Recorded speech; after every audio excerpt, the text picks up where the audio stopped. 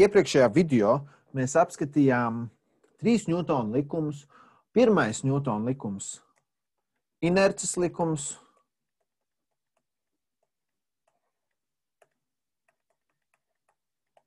Otrais Ņūtona likums. F ir M reiz A vai A ir F dalīts ar M. Un tad trešais Ņūtona likums teica, ka F ķermenis A uz ķermeni B ir tāds pats kā F spēks ķermenim B uz ķermeni A, bet pretēji vērsts. Mums ir jāizdara daži precizējumi. Pirmkārt, inerces likums, pirmkārt, tas, ka ķermenis kustās vienmērīgi pa taisnu līniju vai atrodas miera stāvoklī, jau uz to citu ķermeņu neiedarbojas, darbojas tikai inerciālās atskaites sistēmās. Tas jau tika pieminēts arī iepriekšējā video. Bet šo te likumu mēs arī pierakstījām, un bieži vien viņu tieši šādi raksta, F ir M reiz A, kur spēks ir masas un pātrinājuma reizinājums. Tas, ko es jums šodien pielikšu klāt, ir tas, ka F nevis ir M reiz A, bet F kopējais ir M reiz A. Tātad kopspēks, jeb rezultējošais spēks, varētu arī rakstīt F rez. Rezultējošais spēks ir M reiz A. Jo arī pirmajā Ņūtona likumā tiek teikts, ka ja uz šo ķermeņu neiedarbojas citi ķermeņi, vai iedarbība ir līdzsvarota. Tātad, ja iedarbojas spēks, bet nav pātrinājums, tad tas ir viegli izskaidrojums ar to, ka tā tad ir kaut kas cits, kas kompensē šī spēka iedarbību. Un tad mēs varētu teikt, tā tad varētu būt gadījumi, kad uz vienu ķermeni darbojas vairāki spēki. Un vairāku spēku gadījumā mēs lietojam superpozīcijas principu. Spēkiem to mēdz saukt arī par spēku darbības neatkarības principu. Ko šis te princips pasaka, ka ja mums uz vienu ķermeni darbojas vairāki spēki, piemēram, šeit ir viens ķermenis, un uz viņu darbojas vairāki spēki,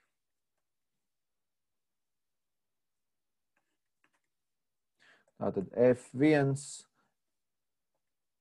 F2, F3, piemēram, tur vēl F4. Spēki ir vektoriāli lielumi, to arī parādām. Tādā gadījumā kopējais spēks ir visu neatkarīgo spēku vektoriālā summa.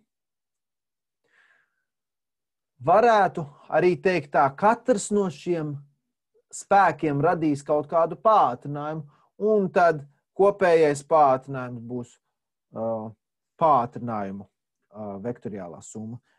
Bet parasti mēs to izmantojam tomēr spēku formā. Lūk, mēs nonākam pie idejas, ka ja uz ķermeni iedarbojas spēks, tad ir divas iespējas. Vai nu ir pātrinājums,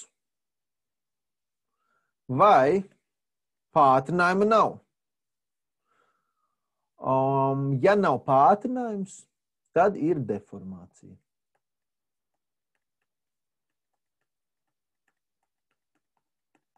Un patiesībā, arī ja ir pātrinājums, arī tad varētu būt deformācija. Un kas tad tās deformācijas, kas tas tāds ir vispār? Kas tas par zvēru? Pamēģināsim apskatīt tā vienkārši. Tātad, pirmkārt, ja ir pātrinājums, F kopējais ir M reiz A. Ja ir deformācija, tad varētu būt vai nu elastīga, vai plastiska.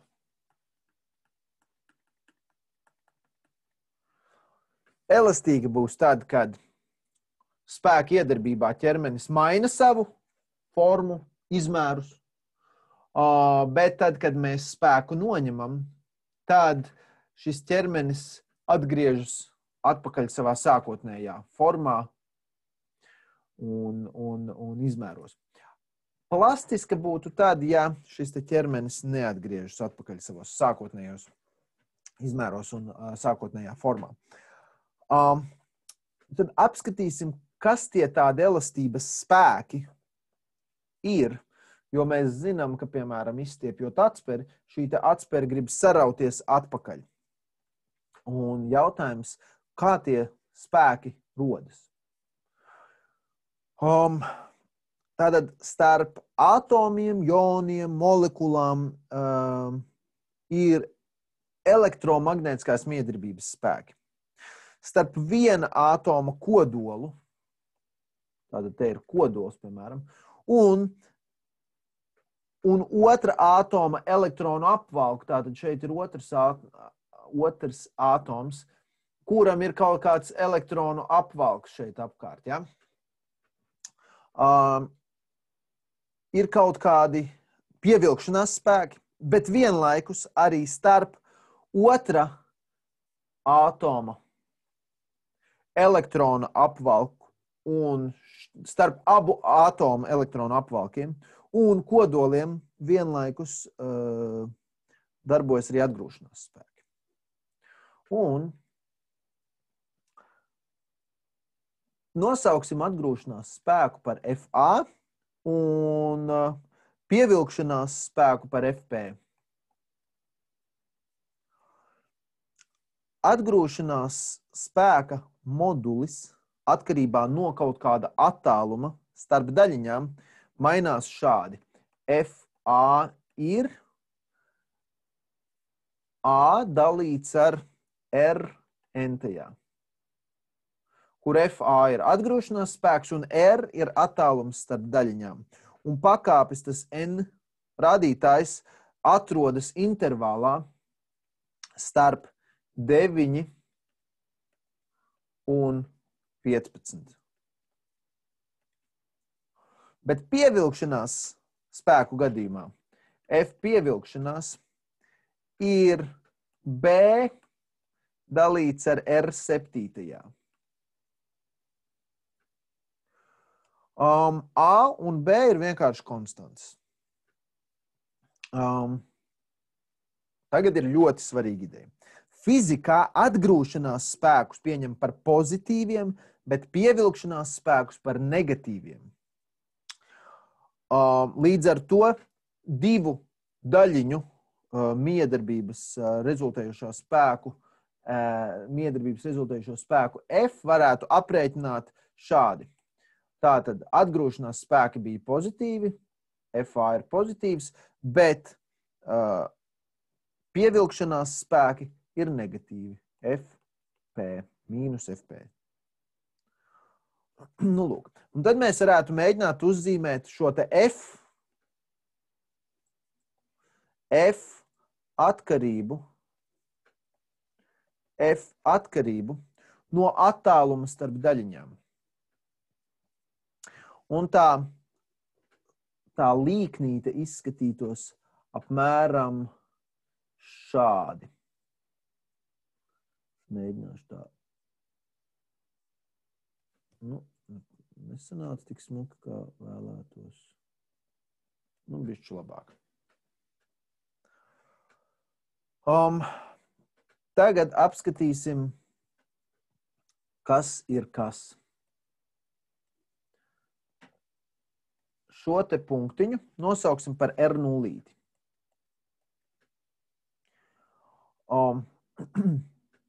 Ja attālums starp daļiņām R ir R0, tad mēs varam teikt, ka atgrūšanās un pievilkšanās spēki ir vienādi. Un līdz ar to šis te rezultējušais spēks F ir 0. Ja, jā, pirms tam R0 parasti ir aptuveni 10 mīnus 10. metri. Nu, un šo 10 mīnus 10. metrus bieži vien sauc par angstrēmiem. Apzīmē šādi. 10 mīnus 10. Ja? Tātad šeit ir jau runa par molekulu izmēriem, atomu molekulu izmēriem. Ja atoms starp daļiņām R ir lielāks nekā R0, nu tad pievilkšanās spēki ir lielāki par atgrūšanās spēkiem. Vai FP ir lielāks par FA. Bet, ja R ir mazāks par R0, nu tad FA ir lielāks par FP. Nu, cietās vielās daļiņas ir izvietotas kaut kādā noteiktā kārtībā. Un katrai daļiņai šie te visi pievilkšanās un atgrūšanās spēki līdzsvarojas. Un sanāk, ka tās daļiņas kustās ap kaut kādu līdzsvara stāvokli. Ja? Tātad mums šeit ir daudz daļiņas. Un, ja mēs paņemtu vienu daļiņu šeit, tad pievilkšanās, atgrūšanās spēki līdzsvarojas, un tā daļiņa varētu nedaudz te svārstīties ap kaut kādu līdzsvaru. Ja mēs apskatītu, piemēram, kaut kādu stieni, kurš ir nostiprināts vienā galā, un tagad, piemēram, otrā galā mēs pieliekam spēku.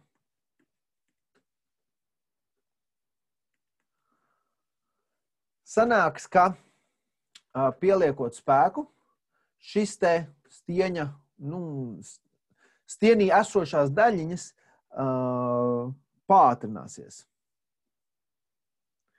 Un viņas pātrināti, ka attālināsies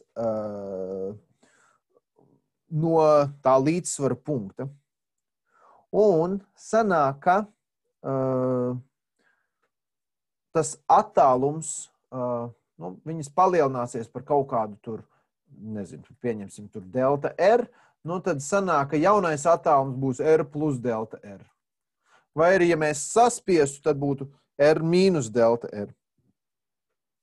Un, ja mēs pagarinam to stieni, tad attālums starp daļiņām palielinās, un mēs redzam, ka ja R kļūst lielāks par R0, nu tad pievilkšanās spēks kļūst lielāks par atgrūšanās spēku, un tās daļiņas grib pievilkties. Un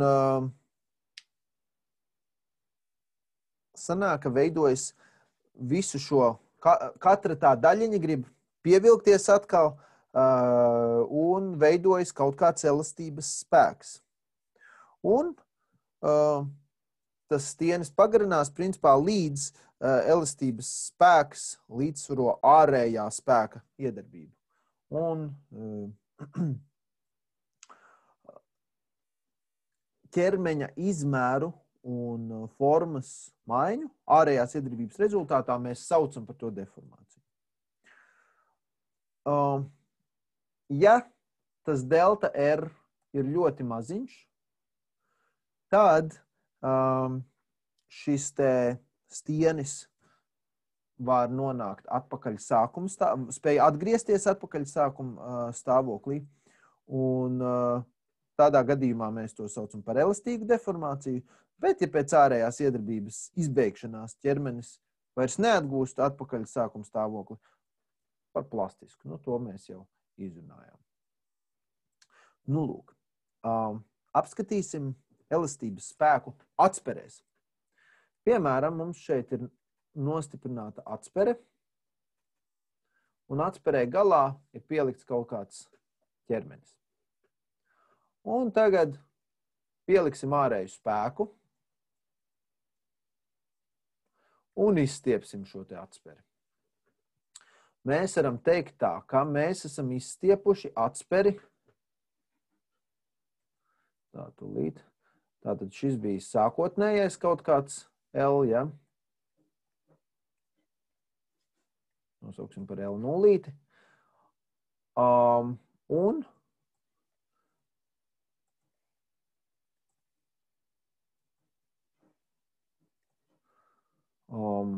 šo te nosauksim par jauno L. Nu, un tad te noteikti tā starpība ir delta L. Protams, ir skaidrs, ka, lai tā notiktu, mums ir jāpieliek kaut kāds spēks. F. Un mūsu pielikto spēku, ja tā atsperīte ir miera stāvoklī, tad mūsu pielikto spēku līdzsvaro elastības spēks. Mēs zinām, ka šie spēki ir vienādi, ja atsperi ir miera stāvoklī. Mēs varētu uztaisīt eksperimentu un paskatīties, kā šis te elastības spēks ir atkarīgs no, piemēram, pagarinājuma. Un kā mēs praktiski to darītu? Dažādi veidi var atsperītē vienkārši iekarināt visu laiku kaut kādus ķermeņus. Un skatīties, kā šī te atspere izstiepjās. Ja mēs ieklinam vairāk ķermeņus un tā tālāk. Mēs varam vienkārši ar spēka sensoru pagarināt. Bet tas, ko mēs redzētu, ka elastības spēks ir proporcionāls šim pagarinājumam. Un ja tā notiek, vai pareizāk, kamēr tā deformācija ir elastīga, šādi būs. Tad, kad deformācija vairs nebūs elastīga, nu tad šis varētu būt novirs no šī likuma. Un mēs zinām, ka ja divi lielumi ir proporcionāli, tātad, ja F elastības ir proporcionāls delta L, mēs varam teikt, ka viņi ir arī vienādi, bet piereizinot klāt proporcionalitātes koeficientu.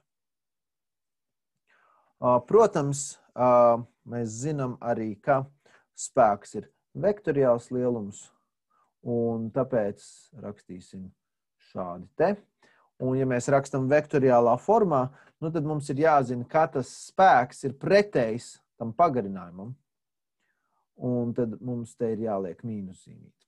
Ja mēs nerakstam vektoriālā formā, tad es atgādināšu, ka tad, kad mēs rakstam vienkārši spēku, tad mēs parasti domājam vektora moduli, un modulis nevar būt negatīvs, tāpēc mums ir jāraksta K delta L vienkārši, bez mīnuszīmes. Šo te sauc par Huka likumu.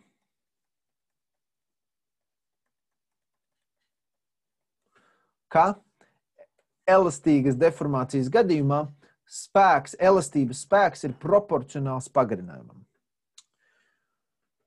Kad mēs runājam par spēku, mēs varam arī runāt, kad mēs runājam par pagarinājumu, mēs varam runāt gan par absolūto pagarinājumu, tātad delta L, tas ir absolūtais pagarinājums metros, centimetros, milimetros, bet mēs varam runāt arī par relatīvo pagarinājumu. Un relatīvais pagarinājums ir delta L pret L nulīte. Tātad tas par, cik mēs esam pagarinājuši, salīdzinot ar sākotnējiem izmēriem, bet parasti mēs pareizinam ar 100, lai iegūtu rezultātu procentos.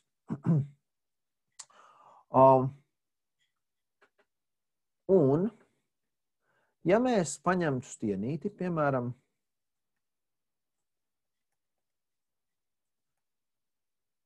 un es tagad zīmēšu bišķi citādāk, paņemtu stienīti un pieliktu šim stienītim kaut kādu spēku F. Mēs zinām, ka šajā stienītī rastos kaut kāds elastības spēks, kurš grib šo stienīti atgriezt atpakaļ sākotnējos izmēros. Un mēs varētu teikt, ka tajā stienītī radīsies kaut kāds mehānisks spriegums.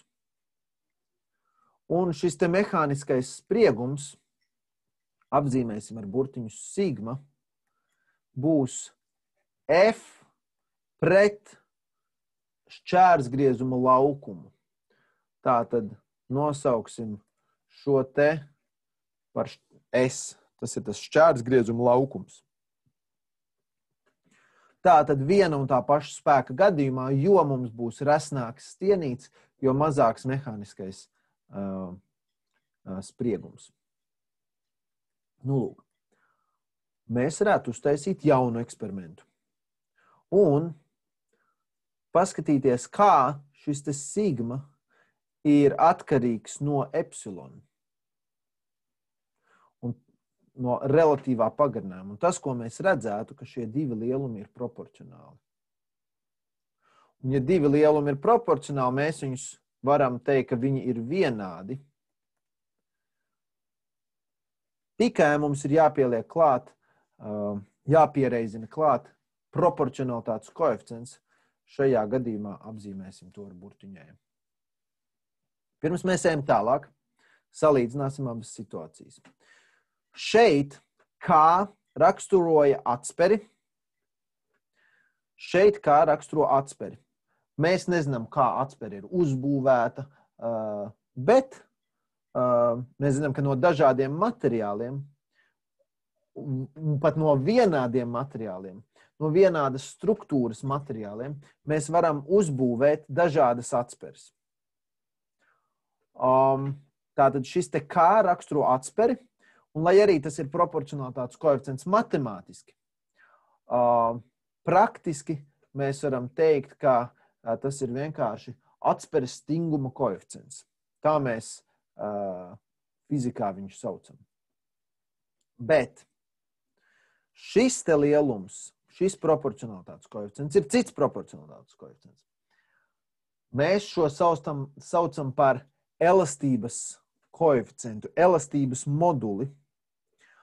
Un citreiz saukts par Younga moduli. Kaut kur parādās arī Junga modulis literatūrā citreiz. Un tas jau raksturo materiālu. Un tas ir atkarīgs no vielas uzbūves un ķermeņa izmēriem arī. Ja? Bet tas, ko mums vajadzētu redzēt, ka tagad, ja sigma ir E reiz epsilon, mēs varam arī pārrakstīt šādi, ka sigma ir E reiz delta L pret L nulīti. Un vēl mēs zinām, ka sigma ir arī F dalīts uz S. Līdz ar to mēs varam uzrakstīt, ka F pret S ir E reiz delta L pret L. Nu, un ja mums būtu, piemēram, jānosaka šis te elastības koeficients, mēs varētu iznest to E, un mēs iegūtu, ka E ir F reiz L dalīts ar S pret delta L, bet mēs to tagad nedarīsim. Tas, ko es jums gribu parādīt, ka F ir E reiz S, nu reiz epsilon, vai arī reiz delta L pret L, un F ir arī no Huka likuma K reiz delta X. Abi divi ir elastības spēki. Šis arī ir elastības spēks. Nu, un tad saliekot kopā, mēs iegūstam šādu ideju, ka E reiz S reiz delta L pret L ir, piedodiet, šeit ir delta L, nevis delta X, ir K reiz delta L. Un šeit ir jābūt L nulītei, protams, arī ir L nulīte. Sākotnējais garums, ja? Un tas, ko mēs redzam, ka delta L noīsinās. Un K ir vienkārši E reiz S dalīts ar L nulīti. Vai arī mēs vienkārši varam Huka likumu rakstīt šādā formā, ka F elastības ir F elastības sanāks E reiz S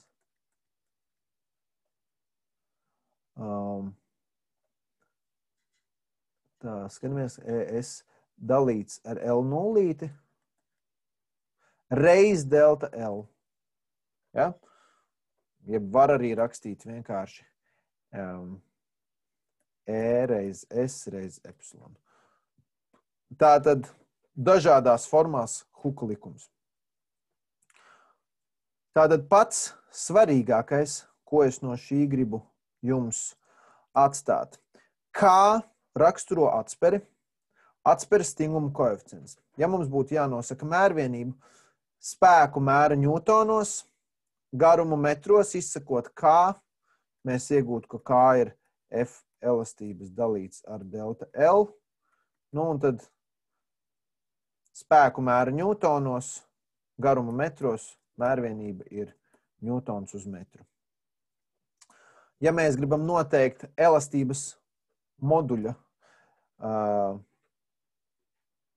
mērvienību, izsakot no šejienes E, mēs iegūtu, ka tas ir sigma pret epsilon, un sigma no šejienes mēs redzam, ka mēra ņūtonos uz kvadrātmetru. F ir spēks, S ir laukums, un epsilon ir epsilon šeit, kur es viņu uzrakstītu, līdz sameklēsim, relatīvais pagarinājums šeit. Ja? Metrs dalīts ar metru, mērvienība pazūd, tātad ņūtons uz kvadrātmetru jeb paskals.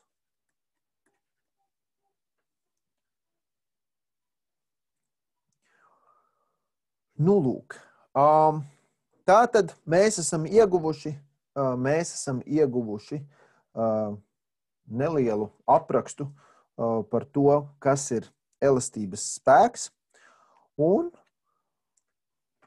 jāatcerās divus lielumus. Galvenais ir atsperes stinguma koeficients un elastības modulis Younga modulis. Tas arī viss.